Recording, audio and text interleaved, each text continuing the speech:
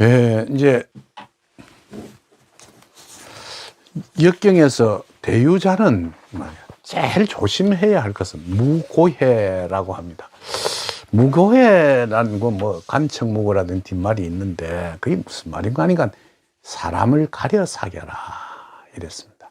그러니까 아무나 사귀지 말라는 거죠. 가려 사귀는데 그 가려서 내게 모든 부분에 피해가 가지 않는 사람을 사귀라 그랬거든요. 이런 일이 있었습니다. 사실 제가 객지에서 서울이나 이런 데서 제법 역경을 공부해서 이렇게 강의도 나가고 많은 건 아니지만 책도 베스트셀러를 내고 해서 냈다는 성공을 했어요.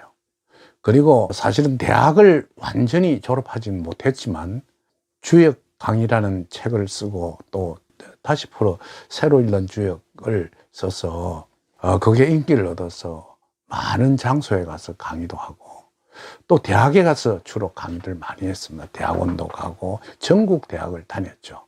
그래서 저보고 대학 강의를 하면 그 밑에 듣는 사람들이 교수님이라 했어요.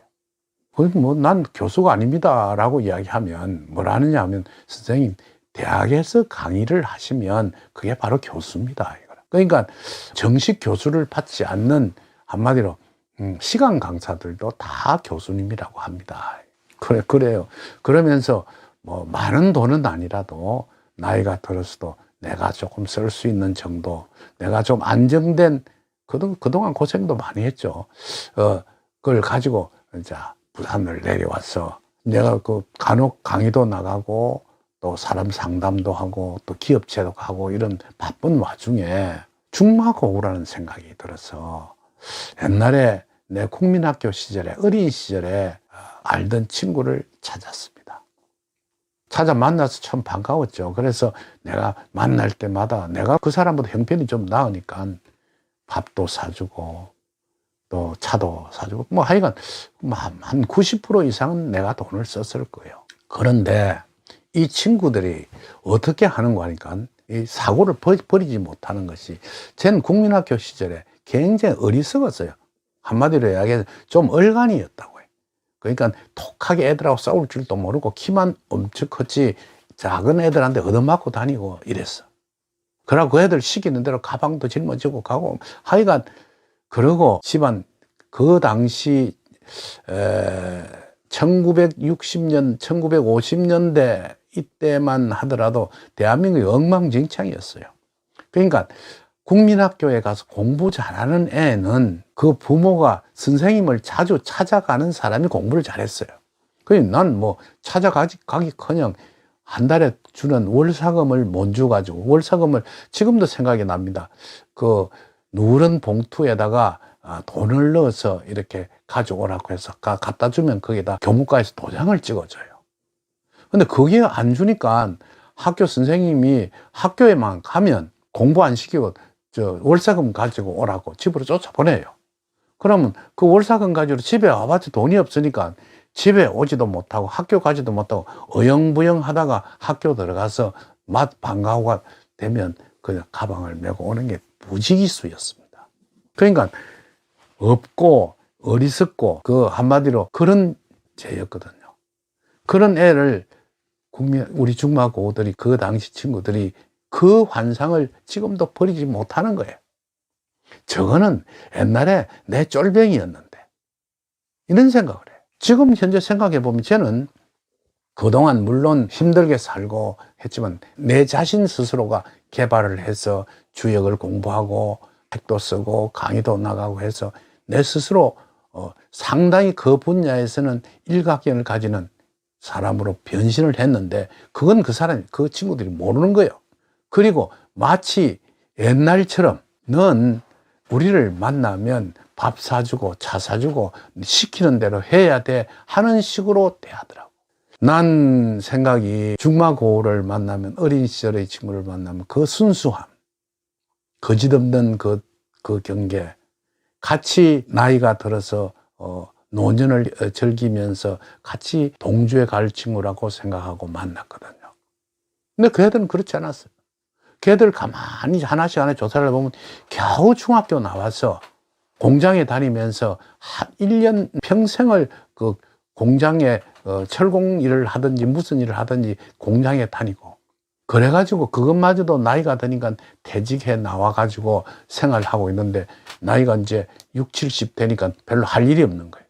그러니까 할 일이 없으면 날마다 모여서 뭐 카드를 가지고 훌라를 한다든지, 조금 여유가 있으면 그 근처에 낚시를 간다든지 하면서 해요. 살아가는 거예요.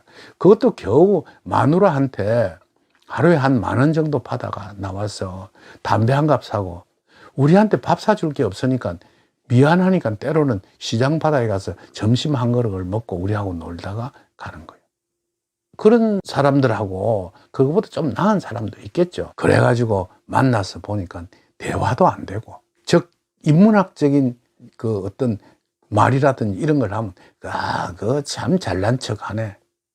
뭐 언제 네가 그렇게 공부를 많이 해가지고 뭐 어려운 소리를 하나, 이런 이야기식으로 해요. 그러니까 자기하고 똑같이 저질스러운 이야기를 하든지 같이 훌라를 하면서 좀 따면 그거 갱핀내라고 읽으면 그만이고, 그럼 뭐 내가 딸 리도 없죠. 노상 읽는 거죠.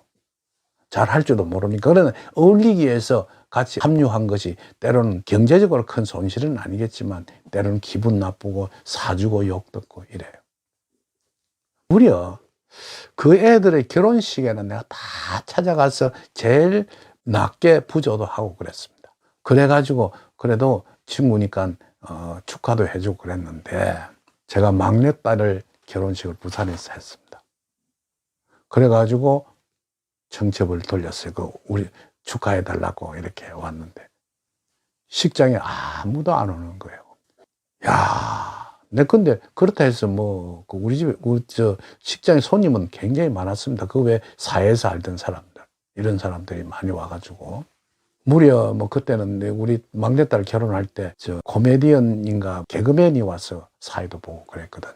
그 정도로 괜찮게 했는데도 그 중마고는 한 사람도 나타나지 않았어요. 그리고 난 뒤에 집으로 돌아왔습니다. 돌아와서 곰곰이 생각해 봤어요. 우리가 옛날에 어린 시절에 사귄 친구가 정말 참된 친구를 한 건 정말 허구였구나. 사람은 자기의 수준에 맞는 사람과 대화를 해야 합니다. 제 친구 중에 대구에 사는, 한마디로 수필가이고 일생을 교육 사업을 했고 대기업의 상무로 나와 있던 사람을 만난 적이 있었는데, 그건 사회에서 만났죠. 만났는데 그 사람하고 같이 한 시간 정도 이야기했는데 10년 이상 사귄 사람처럼 가까운 사이가 돼서 서로 간에 가지고 있는 사상을 향유할 수 있고 그 사람의 이야기를 들어줄 수 있는 그런 대화가 통하는 사람. 그 친구 앞에 요번에 내가 내 책이 30세를 넘겼다 이렇게 이야기하면, 다른 사람은 그런 걸 자랑하려고 그래요. 진심으로 그러한 이야기를 하면 축하해 주는 그런 친구. 여러분, 내가 좋은 일이 생겨서 아주 기분이 좋아서 친구한테 요번에 내가 돈을 좀 벌었어, 요번에 내가 어떤 좋은 일이 생겨서 하고 자랑을 하면, 그 친구가 진심으로 그 자랑을 축하해 주고 칭송해 주는 사람이라야 합니다. 그런 이야기를 하는데, 여 와서 네 자랑하러 내 만났나 하는 식의 이야기가 통한다면 그건 친구라고 할 수 없습니다. 물론 이런 경우를 봤어요. 무슨 노친네들 모이는 모임에 아들 자랑하면 벌금 10만 원, 남편 자랑하면 벌금 5만 원, 이거 하지 말라는 거예요. 왜 그런지 모르겠다. 그 사람이 아들 자랑을 하면 그 옆에 듣는 사람이 그래, 그 아들 정말 훌륭하다, 그렇게 해서 그 사람의 이야기를 들어주고 또 내 것도 하고 이러면서 꽃을 피워야 되는데, 자랑하면 벌금 내라고 하는 이야기를 하는 그 이야기를 듣고 난 사실은 정말 씁쓸한 생각을 했습니다. 여러분, 아셔야 될 게 있는 게, 내 이 유튜브를 보고 있는 사람이 어떤 분인지는 모르지만 자기의 격에 맞는 친구를 사귀십시오. 자기의 사상과 생각과 사고하고 같은 사람을 만나도록 해야 합니다. 우리는 끊임없이 변화하고 있습니다. 그리고 혹시 여러분 아주 옛날 친구를 하나 만났는데 그 당시는 오줌을 가릴 줄 몰라가 오줌을 질질 싸던 친구도 있습니다. 그 친구가 변해서 엄청스럽게 다른 방향으로 흘러갔는데 마치 그 친구를 오줌 싸개 친구라고 지금 놀려대면 되겠습니까? 인간은 많은 변화를 거치면서 그 변화 속에 살고 있다는 것을 여러분 아셔야 됩니다. 여러분들도 부지런히 인문학을 공부하고 또 그다음에 많은 독서를 하고 강연도 많이 듣고 또 텔레비전 속에 나오는 모든 지식을 향유하면서 많은 변화를 가져와야 할 것입니다. 부디 사람은 자기의 격에 맞는 사람과 함께 공유하고 살도록 부탁드리는 바입니다.